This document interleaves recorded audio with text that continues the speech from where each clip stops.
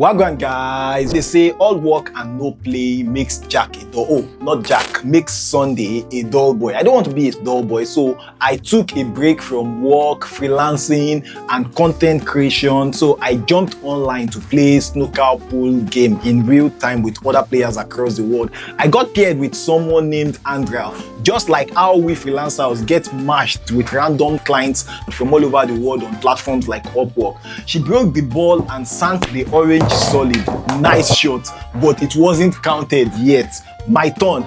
I spotted a lonely purple ball sitting far from the chaos. I went for it and boom, I sank it. I felt good about it. I played again, but this time I missed.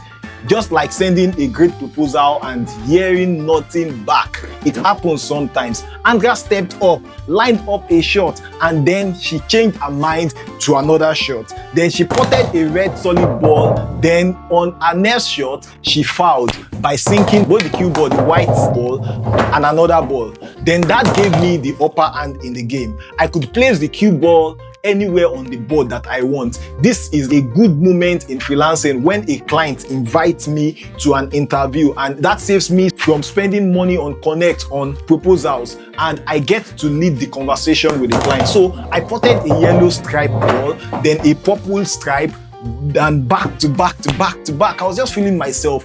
Every job that you do on Upwork, every client you're able to get on Upwork actually builds your reputation for the next. And then freelancing starts to get easier. It's always most difficult when you are trying to get your first job. But after breaking that myth or breaking that barrier of your first job, it gets a little, I'm not saying it will become super easy, it will become just more easier to get other jobs. Then something happened to me. I built my reputation over the year. I started getting overconfident in the game, just as I started getting on Upwork. And you know what happened next?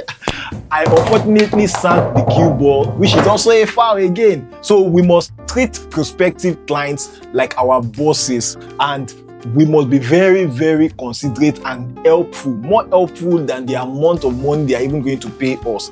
It makes them pay more in the real sense. So Andra took over. She potted a yellow solid. I felt like, hey, I was losing. Those times when you feel like, hey, this Upwork thing is not for you because you are unable to get a job despite trying your best. And then, boom, something happened. Andra mistakenly potted the black ball, which according to the rule of the snooker pool game, it means that I won.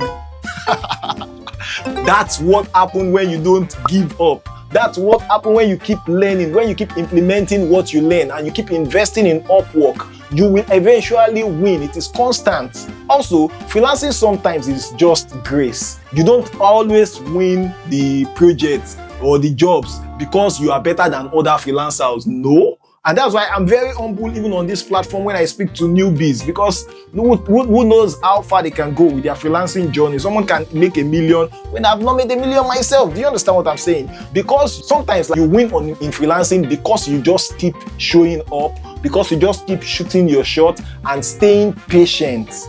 And then boom, you land that client that eventually changes your life and helps you build your reputation on Upwork. I had clients who helped me build. The client kept giving me jobs, and then I kept getting 5-star from him, and it really built my Upwork profile. So I wish you grace in your Upwork journey.